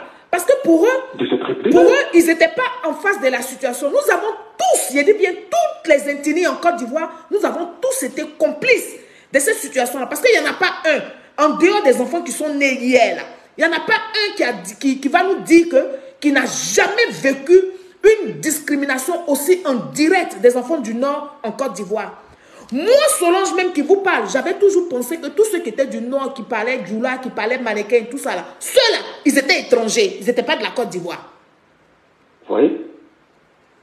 Vous comprenez? Même pour vous dire. De mon école primaire, quand j'ai les gens, les Tourés, j'avais plein de Tourés dans ma classe, machin et tout ça, j'ai fait EPP Vridi Lagune. Mais ceux-là, je les prenais comme des Maliens, comme des Guinéens, comme des gens qui n'étaient pas de la Côte d'Ivoire. Donc, dans le cas pour vous, les gens qui sont originaires du Nord, ils étaient quoi alors exactement? Mais pour moi... Moi, par exemple, moi, je suis de Makono, je suis croyant de Makono. Oui. Non, moi, pour moi, en dehors des gens en dehors des Koyaka, en dehors des Senoufo, le reste là, franchement, c'était compliqué pour moi de savoir qu'ils étaient vraiment de la Côte d'Ivoire. C'est pour dire quoi? C'est pour dire que la manipulation n'a pas été de ma génération. Elle est bien plus profonde que ça. Et donc, bien évidemment, cette rébellion-là, mais c'est justifié par... C'est-à-dire que cette rébellion-là a surgi par une génération qui avait peut-être eu des gens qui sont sortis de la Côte d'Ivoire, du pays et tout, mais qui avaient compris qu'ils étaient véritablement marginalisés chez eux. Absolument. Aujourd'hui, quand on prend du recul, moi je prends mon cas, quand je prends du recul aujourd'hui et que je regarde des faits qui se sont passés devant moi, où j'ai été témoin, ou même parfois même j'ai participé d'une façon involontaire. Quand je prends l'exemple de... Quand je prends l'exemple d'être dans les cars, de voyager dans les cars, et qu'on doit arriver à un corridor, je me souviens, parce que moi je suis très bavarde, je me souviens que même dans les cars, j'ai dit, vous là, on arrive bientôt, vous qui avez porté vos boubous là, vous allez descendre, vous allez rester, sinon en partie. Mais tu comprends un peu? Mais oui, je le disais. Ah ok, d'accord. Je le disais. Mais donc, c'était vraiment dans la moule, quoi. Vraiment, forcément, vous avez marché dans la combine et tout. Ben oui. En fait, et puis même quand ils sont avec les policiers, pardonne, hein, franchement. Quand ils sont avec les policiers et que ça tarde, moi je sais que dans le temps, je parlais aussi au chauffeur pour dire, mais pourquoi on va attendre ceux-là? Mais ceux-là n'ont pas les papiers, allons-y là-bas. Ah, les cartes d'identité n'est pas claires. Et puis, mais voilà les langages qu'on tenait. Et puis ça, c'est parce que je suis honnête. Et je prends mon cas, je le dis ouvertement. Je ne le dis pas pour avoir la compassion des gens du Nord, mais je dis que c'était la bêtise humaine. Et chacun d'entre nous, si nous, on arrive à se regarder dans une glace, on doit être capable de dire que nous avons participé à cela. C'est bien, franchement, vous êtes vraiment de très bonne foi déjà. C'est déjà rien que ça, déjà. Une faute, comme on dit chez nous, une faute reconnue est à moitié pardonnée. Donc... de toute façon, moi, je n'ai jamais en voulu, en fait, aux Ivoiriens, aux jeunes, parce que je me dis que tout le monde est sensible à la manipulation. Tout à fait. Il n'y a pas été de la manipulation au Sud, même au Nord aussi, hein. Même la rébellion, pour pouvoir s'installer. Elle a eu aussi à manipuler des jeunes du Nord, hein, parfois. Tout à fait. Il y a eu la manipulation des deux côtés. Mais quand même, elle était beaucoup plus présente dans le Sud, puisqu'ils avaient les moyens financiers, en plus, ils avaient la presse et tout. Donc, c'était beaucoup plus fort là-bas. Et malheureusement, beaucoup de gens sont rentrés dedans, et puis voilà. Et puis ça a créé ce que ça a créé. Mais moi, ce qui m'a vraiment indigné, c'est que malgré tout ça, après tout ça, Gbagbo n'a jamais eu à condamner le zèle des policiers. Jamais. Il est justifié. Mais c'est ça. Mais c'est ça. C'est ça. Il a justifié. Il justifie en disant... de la population, sur la simple base de son patronyme, le président, son rôle, c'est de condamner. Il justifie même en disant, en banalisant... En banalisant l'attitude. Surtout que lui-même, quand il est arrivé, excuse-moi, Thierry, surtout quand lui-même il est arrivé, il a supprimé la carte de séjour et il a commencé à distribuer les cartes d'identité ivoiriennes à tous les Burkinabés qui étaient venus en Côte d'Ivoire. Tout à fait. Donc comment venir ensuite dire que ces gens ne sont pas ivoiriens alors que c'est vous qui leur avez donné la carte d'identité? Je ne comprends pas. Je ne comprends pas. Ouais. On me dit oui, mais bon, qu'est-ce qui prouve? Oh, oui, mais parce que j'ai eu à débattre de ça avec des amis d'été aussi, hein, parce que moi j'ai beaucoup d'amis d'été, beaucoup. J'ai grandi avec eux. Mon meilleur ami qui est parti s'installer aujourd'hui en Côte d'Ivoire, c'est un béquet. C'est un béquet. Mais je l'ai expliqué, j'ai dit, mais Régis, écoute, mon frère, tu sais ce qui se passe? Il me dit oui, bon, moi-même je vois et tout ça. Et d'autres me disaient non, Dosso, t'inquiète pas, c'est pas vous qui êtes concerné. Si toi-même t'es sûr que t'es ivoirien, pourquoi ils vont prendre ta carte d'identité? Ça va te faire peur. Même s'ils déchirent, tu peux aller au refaire. Il dit, mais je suis désolé. Moi, dans mon propre pays, sur la seule base de mon nom, qu'on prend ma carte d'identité, qu'on déchire, franchement, c'est frustrant. Voilà. Même si je peux refaire, c'est frustrant. Parce qu'on est en train de me montrer qu'en fait, je ne suis pas comme les autres, en fait. Je me sens exclu. Personnellement, je ne l'ai jamais subi. Moi, j'ai vécu en France depuis tout ça. Moi, depuis 92, je suis en France. Je n'ai jamais subi ça. Mais mes frères qui étaient là-bas, qui ont subi, et je me mets à leur place. Ouais. Déjà, en France, ici, des gens ont subi toutes sortes de discriminations. Ben alors, chez nous, dans notre patrie, chez nos enfants, qu'on arrive là-bas encore, qu'on subit les mêmes choses. Tout à fait. Et vous imaginez ce que ça donne? Donc, voilà. Moi, sincèrement, quant à la rébellion, j'étais totalement sceptique. Mais le jour où j'ai vu le président Gbagbo lui-même venir justifier ça, là, il me dit, putain, mais c'est pas possible. J'étais choqué. Un président de la République qui s'assoit devant des journalistes, qui leur explique, qui arrive à justifier le zèle des policiers sur une partie de la population, sur la simple base de leur patronyme. C'est choquant. J'avais jamais entendu ça de ma vie. Même l'Allemagne nazie n'a pas été là, n'a pas été jusque-là. Et puis le comble, c'est que même il banalisait ça, il disait aux journalistes, bon, c'est vrai que certains policiers avaient du zèle. Oh, ça veut dire qu'il n'a rien condamné. Et même jusqu'à aujourd'hui, c'est pareil pour tout ce que nous sommes en train de vivre là. Rien, M. Laurent Gbagbo n'a jamais condamné quoi que ce soit. Mais il est toujours prêt à critiquer. Me choque, en fait. Mais oui, il est toujours prêt à critiquer négativement. Mais les effets, il y a eu réaction. C'est pour ça qu'il y a eu action, c'est pour ça qu'il y a eu réaction. Mais jamais il n'a condamné les actions, mais il condamne toujours les réactions. Voici un monsieur qui a dirigé la Côte d'Ivoire, qui a dirigé 322 462 km², près de 64 ethnies en Côte d'Ivoire, mais qui n'a jamais condamné des actions, mais qui fait la promotion des réactions. Mais moi, ça même quand, ne serait-ce que penser à ça, réfléchir, je dis, mais dans quel monde on est? La Côte d'Ivoire va jamais sortir, malheureusement pour nous. Nous avons connu et découvert le président Alassane Ouattara très tard pour la Côte d'Ivoire. Et donc, la question que nous nous posons, est-ce qu'après le président Alassane Ouattara, nous allons avoir une Côte d'Ivoire vraiment en paix et apaisée? Voici aujourd'hui, nos prières que nous allons adresser à Dieu. Parce que le président a su mener cette politique-là pour que les Ivoiriens, même s'ils ne le disent pas ouvertement, mais qu'ils sentent que l'intérêt national est la chose la plus importante que toutes les autres choses. C'est pour ça que, malgré que chacun défend son leader, le président ne s'est jamais braqué pour dire qu'il ne va pas recevoir soit M. Henri Konan Bédier ou soit M. Laurent Gbagbo. Absolument. Et on nous montre les images pour dire, vous qui nous suivez là, ne rentrez pas dans nos discours et dans nos débats politiques. Ce qu'on appelle la politique, c'est une autre forme de sorcellerie. Absolument. Et donc nous devons être capables d'interpeller toute cette jeunesse, d'interpeller toutes les ethnies pour dire, quand on est sur le terrain de politique, on est sur le terrain de politique parce que chacun veut promouvoir ses acquis, veut promouvoir ce qui s'est fait. Mais en dehors de ça, nous restons des Ivoiriens, nous restons des frères. On peut finir sur le terrain politique. Moi et des acteurs politiques de Guibérois, nous sommes en train de mettre en place. Mais cette image de la jeunesse qui fait la politique, on va mettre ça à Guibérois. Vous allez bientôt voir ça. On va se battre sur le terrain pour les campagnes. Mais le soir, on va faire des parties bouffe à locaux. On va se retrouver pour manger ensemble, pour rigoler ensemble. Oui, nous sommes en train de mettre ça en place. Et c'est moi qui initie ça. C'est moi notre visage de la politique en fait. Eh oui, c'est moi qui initie ça et c'est moi qui suis en train de dire à cette jeunesse qui fait la politique à Guibérois, voilà comment nous devons être. Nous allons faire des matchs, parti contre parti, et puis après ces matchs-là, nous allons nous retrouver pour festoyer. Pour dire que le terrain de la politique, c'est juste un jeu. Que le perdant accepte sa défaite.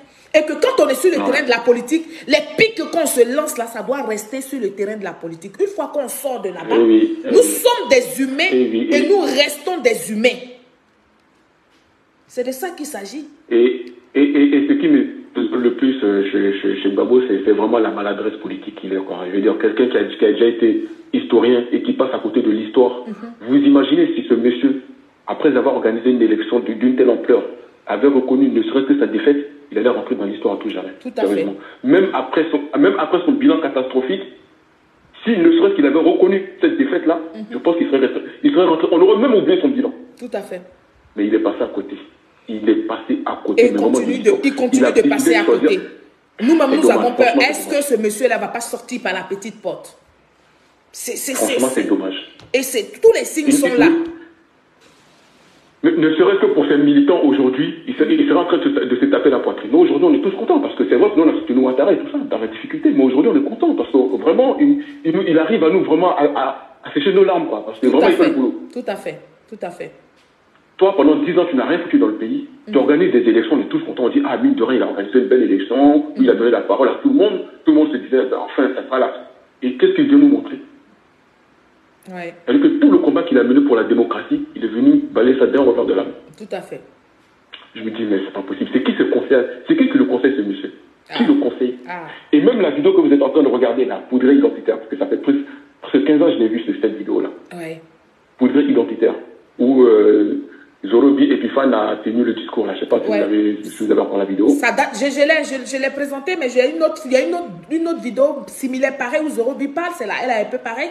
Je vais la mettre après notre intervention. Je vais la mettre et puis je vais remettre encore le président de la République, son Excellence Alassane Ouattara, décrit les faits. Et ça, je ne comprends pas pourquoi les Ivoiriens ne veulent pas accepter que la classe politique opposante d'aujourd'hui, là, n'a jamais, ou opposant d'autrefois, n'a jamais présenté un certificat de nationalité burkinabé au nom du président Alassane Ouattara. Ils n'ont jamais présenté aux Ivoiriens ceux qui aiment tout présenter, ceux qui aiment tout dire et n'importe quoi. Ils n'ont jamais présenté ne serait-ce qu'une pièce d'identité au nom du président Alassane Ouattara de la nationalité burkinabé. Mais eux tous, ils brandissent le passeport diplomatique. Et donc, je vais me tuer à leur expliquer pour dire que le passeport diplomatique ne donne pas lieu à une nationalité, ne définit pas la nationalité d'un individu. Non, c'est pas possible. Et ça, il faut que les Ivoiriens le comprennent une fois pour toutes. Ils n'ont qu'à dire à M. Laurent Gbagbo, puisqu'il est encore vivant, ils n'ont qu'à aller dans ses archives. Ils n'ont qu'à demander à M. Henri Konan Bédié d'aller dans ses archives et puis nous sortir la carte d'identité burkinabé du président Alassane Ouattara. Nous sortir son certificat de nationalité burkinabé. À partir de cet instant-là, moi je me retire des réseaux sociaux. Ce que j'aurais même appris, ils avaient envoyé des émissaires au Burkina Faso pour aller faire un faux acte de naissance. Malheureusement, comme un crime n'est pas parfait, dans l'acte de naissance, ils avaient mis Burkina Faso. Alors qu'en ce moment, Burkina Faso n'existait pas, c'était la Haute-Volta. Tout à fait. Et c'est là que le crime a échoué. On les a arrêtés au Burkina là-bas. Oui, oui. Tout à fait. Et pour corroborer ce que vous avez dit concernant le truc diplomatique, là, le passeport diplomatique. Le passeport diplomatique. Mais actuellement, le porte-parole du PPRC, comment il s'appelle? Le jeune là. Point Justin, qui ça? Non, pas Point Justin, le un peu gros là, un peu fort là, le gendre de Gbagbo. Stéphane Kipré. Voilà, Stéphane Kipré.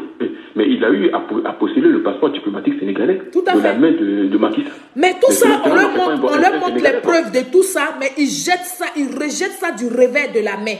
Parce que pour eux, la Côte d'Ivoire leur appartient. Pour eux, ce qu'eux ils disent là, c'est ce qui doit rester. Mais ce que nous avons comme preuves là, ce ne sont pas des preuves. Sinon, j'ai démontré ça et j'ai remontré ça. Ils avaient le numéro du passeport, ils ont tout ça. Et parmi eux là, certains, leurs parents ont eu des passeports diplomatiques d'autres pays.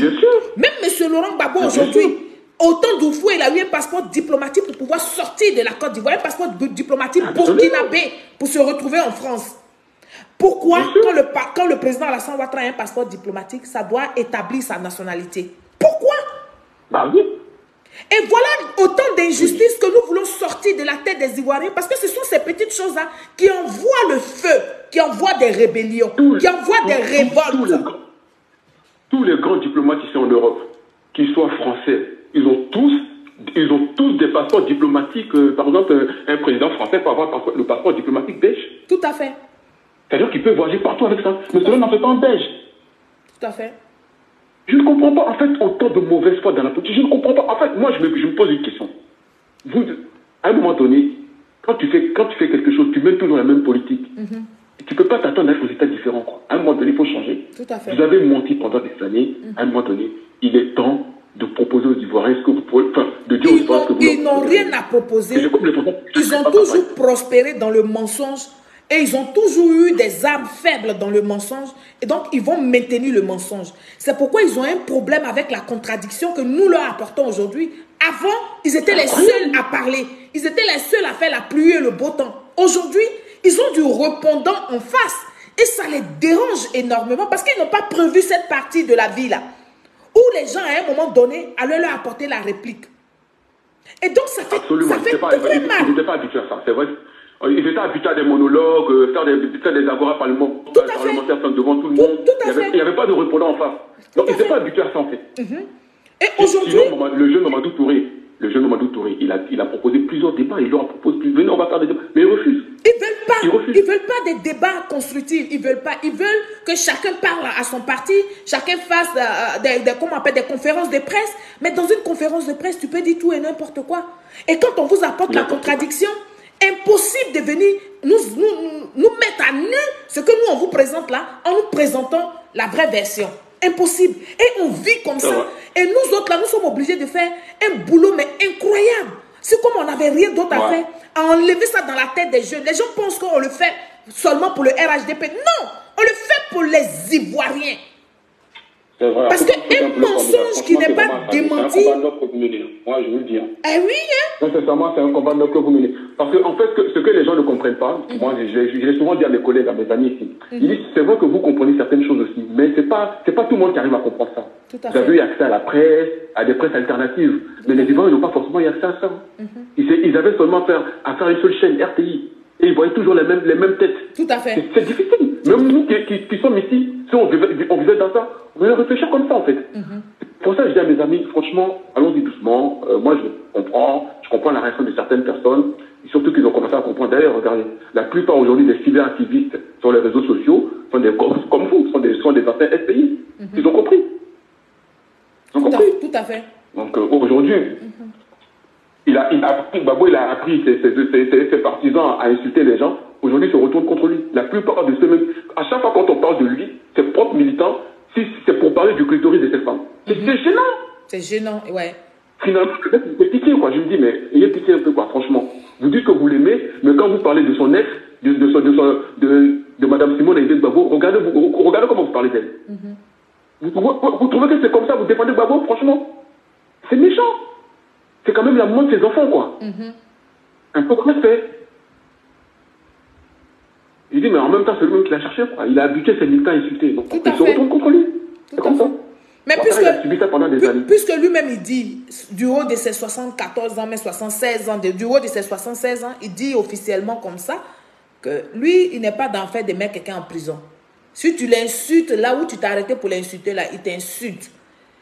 Maintenant, mais quand il dit ça, là, les gens voient M. Laurent Gbagbo insulter, c'est M. Laurent Gbagbo a déjà insulté. Non. Mais il envoie des gens pour t'insulter comme les gens qui sont sur les Facebook, là.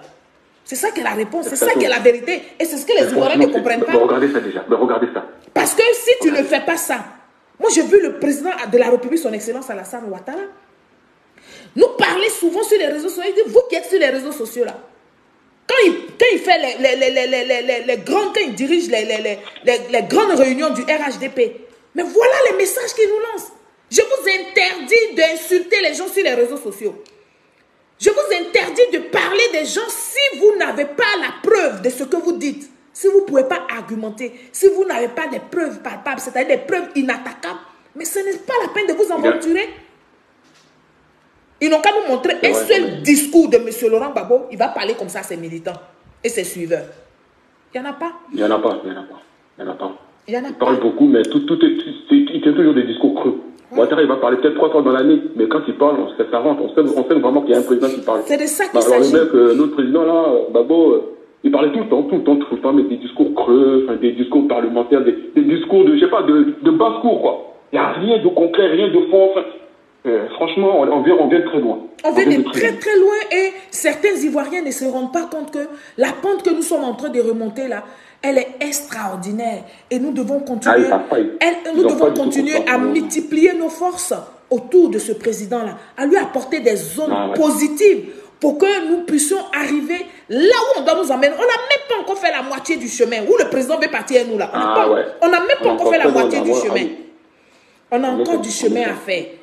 Et c'est vrai que pendant cette traversée-là, il y a des embûches et tout, mais l'essentiel c'est de fixer notre objectif c'est de fixer nos regards sur l'objectif. Et l'objectif, c'est de suivre le président de la République, son Excellence Alassane Ouattara, dans toutes ses actions. C'est de lui faire une confiance aveugle. Parce que lui, là, on sait qu'avec lui, on ne va pas se perdre. Ce n'est pas quelqu'un qui dit une chose et qui se dédie. Non. Et c'est quelqu'un, dès qu'il apprend une situation autour de lui, qui ne va pas honorer son gouvernement, mais qui ne va pas honorer, comment on appelle ça, gestion, mais il te démet. Même si c'est toi qui as porté haut, fort ses couleurs dans ta région, mais dans, je ne sais pas où, dans la Côte d'Ivoire, il va te démettre. Parce que là, il s'agit d'une nation. Il s'agit de relever la dignité d'une nation, d'un État souverain. C'est de ça qu'on parle. Et je ne comprends pas pourquoi les Ivoiriens ne comprennent pas. Non seulement ça, ils ne comprennent pas, au lieu de nous laisser dans notre logique, mais ils veulent nous faire taire en nous intimidant, en nous insultant grossièrement. Mais je ne comprends pas cette façon-là. Et ce qui est choquant, ceux-mêmes qui se mettent à insulter, ce sont des femmes, des mères de famille. Franchement, je vous dis, moi déjà étant jeune, quand je voyais des mères, des femmes qui ont l'âge de ma mère, et insulter ma mère, franchement, j'étais choqué. Je dis, madame, franchement, j'ai pas l'éducation de vous insulter comme ça. Sincèrement, je ne pourrais même pas vous répondre. Et puis en plus, quand tu penses que ces gens-là se réclament des démocrates, mais tu as mal à la tête. Ça fait mal. Depuis quand un démocrate n'aime pas la contradiction? Ils ne sont pas du tout disciplinés. Il y a aussi la discipline. Hein. Il faut reconnaître quelque chose. Hein. Les militants du RATP, c'est des gens qui sont beaucoup disciplinés. Ils ne parlent pas beaucoup, mais quand il y a les élections, ils sont présents. Les autres, ils font que des discours, mais pendant les élections, ils sont assis automatiques. Ça, déjà, rien que ça, déjà, on dit non sur la discipline des militants. Ouais. Là, je n'ai même pas encore fait mes valises. Depuis que je dis que je suis prête, j'arrive à Guibérois dans quelques jours pour la campagne, là. Des menaces seulement sur ma vie, alors que menace, ça ne peut pas me faire reculer. Comment vous pouvez menacer une citoyenne qui dit qu'elle s'en va, elle, dans sa région?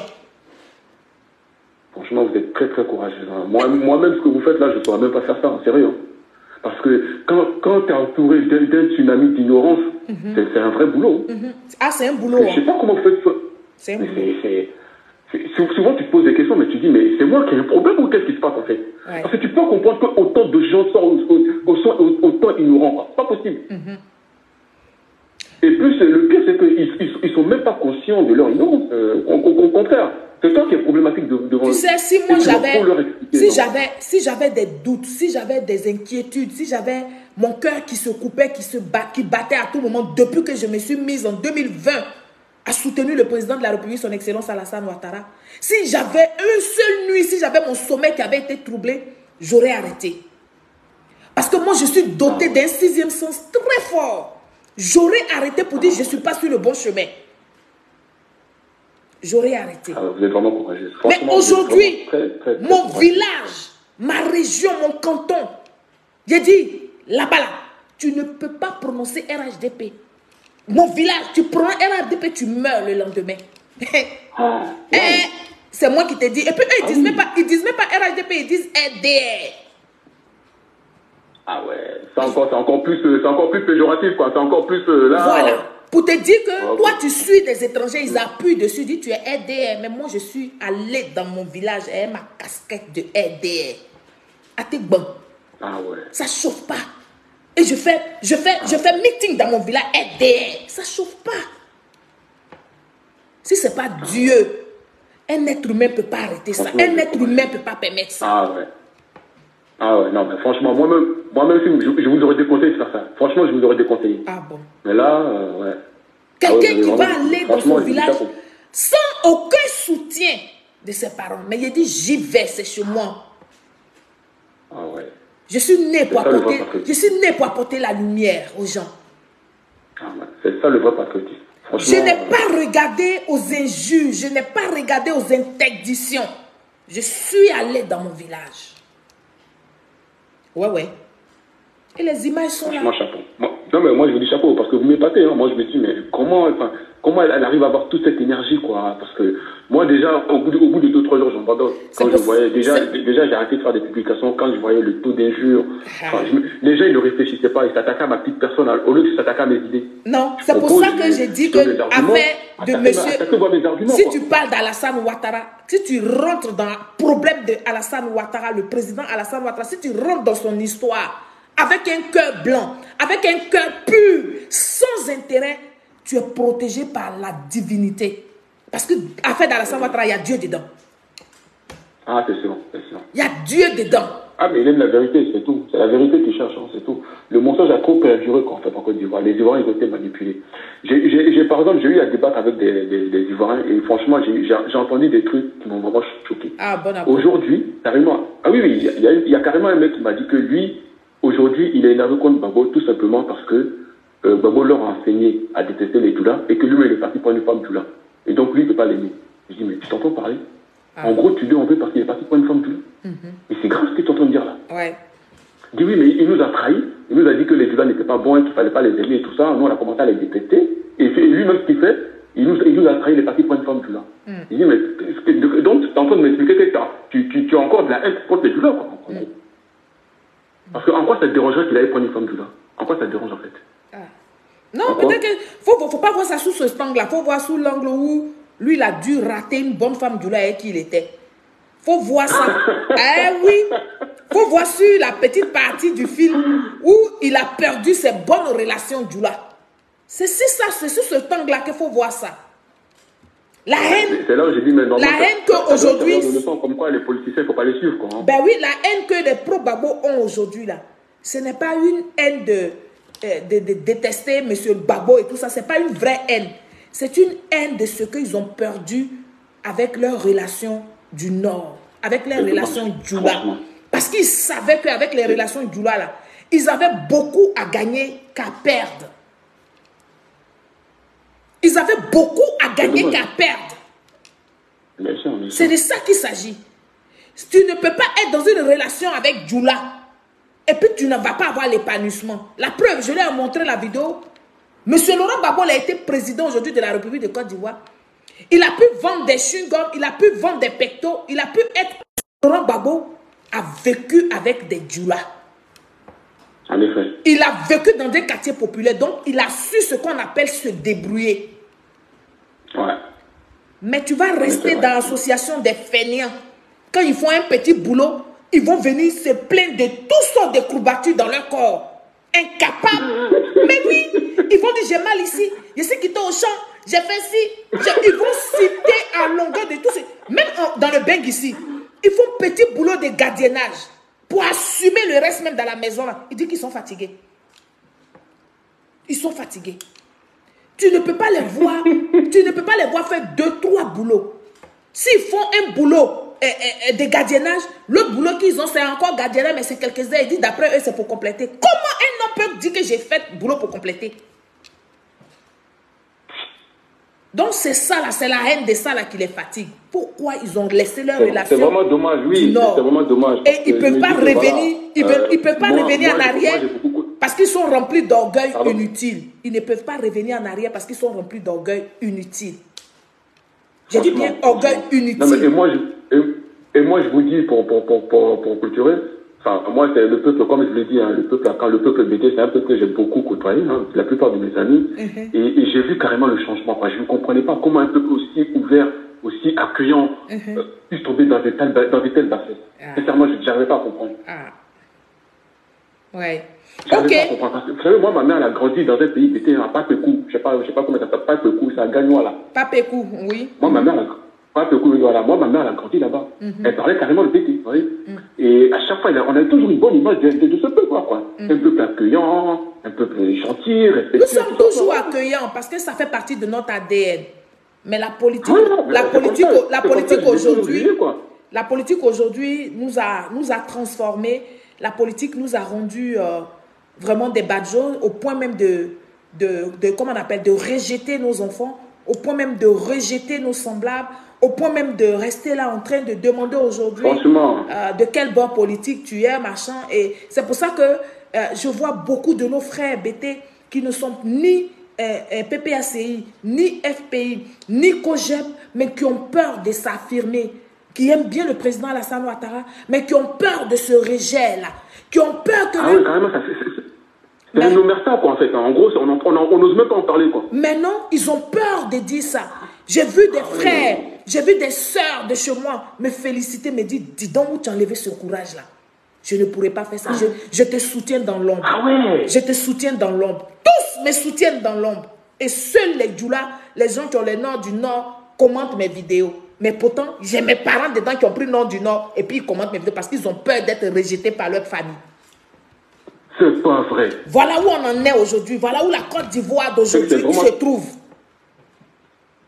Quand ils prennent leur identité, ils sont obligés de m'incendier, de m'insulter, de me rappeler à l'ordre pour que leurs parents sachent que eux là, ils sont toujours, ils vont jamais aimer Alassane Ouattara, alors que dans mon téléphone, ça pleure. Je te parle de quelque chose. Carrément, en fait, le peuple est pris en otage. Ils sont pris en otage. Ils sont pris en otage. Je ne sais pas quel pacte ils ont signé, mais ils sont vraiment pris en otage, ce peuple de l'Ouest. Surtout de chez moi, là. Ils sont pris en otage. Ils ont besoin d'être libérés. Les gens de chez moi, là, ils sont pris en otage. Je ne sais pas par comment, je ne sais pas comment ça s'est passé, je ne sais pas quelle alliance ils ont tissé, je ne sais pas qu'est-ce qui se passe, mais il y a un travail colossal à faire là-bas. Ah ouais. C'est dans ça qu'on est. Ah oui, moi, je le soutiens de mes parents. Ils ont été instrumentalisés pendant tellement d'années. Voilà. Ils ont été biberonnés à la haine du Nord. Donc, des gens ont juré sur des ancêtres. Aujourd'hui, ne peut pas revenir en arrière. J'ai mes parents qui me soutiennent, mais ils disent jamais, Soso, on ne va jamais se mettre à visage découvert pour te dire qu'on te soutient. Ah ouais. Ouais, je vis ça. Et puis vous me voyez tous les jours sur Facebook, là, je vis ça. Non, mais ce que vous dites là, ça me choque, hein, ça me surprend, parce que ça en dit long. C'est-à-dire qu'en gros, si on n'arrêtait pas, on partait droit vers un génocide en réalité. Ah, on était vraiment, on avait atteint la phase de rwandisation de la Côte d'Ivoire en réalité. Ah, bon, d'accord. Et c'est grave. Franchement, je me dis, mais le pire a été évité, là. Ah, bon, Parce que d'accord. ça va être pire que ça. Donc, c'est un travail de longue haleine. On prie Dieu qu'on ait la santé pour continuer ce travail-là. Et moi, ah, mais franchement, vous avez tout mon soutien, en tout cas, Madame Solange. Hein. C'est vrai que j'ai pas tout le temps de regarder votre vidéo, mais le peu de temps qu'il me reste, à chaque fois, je suis devant votre vidéo, et c'est plein de vérité, beaucoup de lucidité. Je vois que, franchement, vous menez un vrai combat, parce que vous avez besoin de ça. Enfin, surtout ce que vous me dites là, ça en dit long sur la nouvelle du combat, parce que ça veut dire que il y avait l'endoctrinement était très très profond. C'est profond. C'est profond. Ah ouais. Alors que quand je parle, quand je dis ça, c'est pas parce que nos régions ont reçu des faveurs du gouvernement de M. Laurent Gbagbo, c'est pourquoi je parle de pacte qui a été signé. C'est pourquoi je parle de pacte. Parce que nous sommes à l'état zéro. Tout doit être refait chez nous. Tout doit être réhabilité chez nous. Mais les gens ne veulent pas lever le pied. Ils ont le frein en main. C'est dommage. Eh oui. C'est dommage, franchement, c'est dommage. Eh oui. Surtout que, voilà, Daloa, les régions, peut-être quand même, sont des grandes régions, quoi. Je veux dire, Daloa, Ganoa, normalement, ce sont des... Aujourd'hui, vous arrivez à Korogo. Korogo, je me demande si c'est pas la 3e ou la 4e ville de Côte d'Ivoire. On risque d'être coupé. Le téléphone est complètement déchargé. On risque d'être coupé. On va... D'accord, ben écoutez, ça sera pour la prochaine fois. Alors, ça sera pour la prochaine fois. Merci de m'avoir laissé la parole. Merci beaucoup, frère. Merci pour ta participation. Bonne soirée à vous. Également. Merci beaucoup. Bonne soirée. Si ce peuple de Côte d'Ivoire, pour ne pas que nous finissons le direct sans se dire au revoir, je voudrais tout simplement vous dire que il faut que nous restons concentrés. Il ne faut pas que les gens nous emmènent dans tous les sens. Il ne faut pas que les gens nous emmènent loin de notre objectif. Notre objectif, c'est de promouvoir les actions du président Alassane Ouattara. Nous avons commencé comme ça les pré-campagnes. Nous devons montrer le maximum d'actions que nos différents candidats vont apporter, n'est-ce pas, dans nos régions. Nous devons montrer, n'est-ce pas, ce programme-là, parce qu'ils vont travailler sous le programme du président, son Excellence Alassane Ouattara, le programme du RHDP. Donc, très bientôt, nous allons refaire un direct où nous allons apporter notre soutien à tous nos candidats et nous serons sur le terrain pour soutenir ceux qui voudront bien de nous, ceux qui auront besoin de nous. Nous allons être à leur côté pour mener cette communication-là de la victoire du RHDP. Vive son Excellence Alassane Ouattara, le vice-président M. Tiemoko Meïle, le premier ministre Patrick Achi, que j'appelle affectueusement mon gomelin, et tous les membres du gouvernement sans exception. Un clin d'œil spécial à nos forces de sécurité, nos forces de l'ordre et de sécurité en Côte d'Ivoire. Bonne soirée chez vous. À très bientôt pour une nouvelle émission. Au revoir.